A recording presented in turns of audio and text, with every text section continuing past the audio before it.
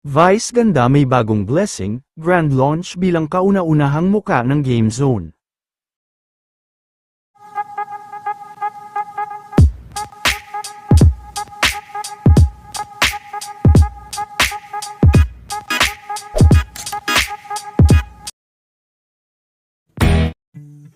Panibagong blessing na naman nga ang dumating sa unkabogable star na si Mimi Vice Ganda, dahil opisyal na nga itong ipinakilala ngayong gabi, bilang kauna-unahang ambasador at muka ng Game Zone kung saan ay talagang pinaghandaan din ni Vice at ng glam team nito ang pagpapakilala sa kanyang ngayong araw. Ang nasabing event ay ginanap sa EDSA Shangri-La, Manila. Vice Ganda!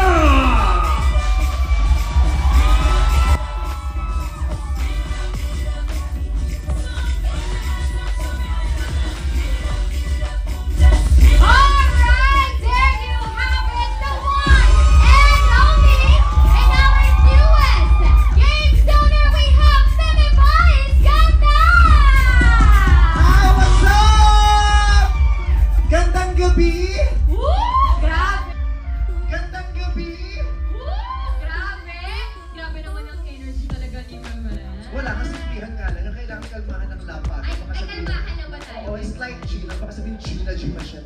Oh, thank you so Ayun, much. syempre, flowers for you, Mami. Yes, nakalagay sa contract to. Kailangan sa launch may flowers. May ganun agad. May na-reveal Thank agad. You know what, Mama? Thank you for being here and at this event. Just to see you, of course. Well, to everyone, again, thank you very much for all being here. Thank you so much for welcoming me as the brand's first endorser. And to the Game Zone family, maraming salamat po for the trust, for this opportunity. And to all the Game Zoners, I'm looking forward to playing with you, Game Zoners. I'm looking forward to playing with you, and I'm looking forward to creating a wonderful, fun, entertaining, amazing community with you guys, community of fun gamers. And yes, again, we would like to remind you over and over again to please play responsibly. Play responsibly, Game Zoners, and thank you so much, Vice once more, so with love. Thank you. Anyway, thank you for that question, Jasper. And we also have...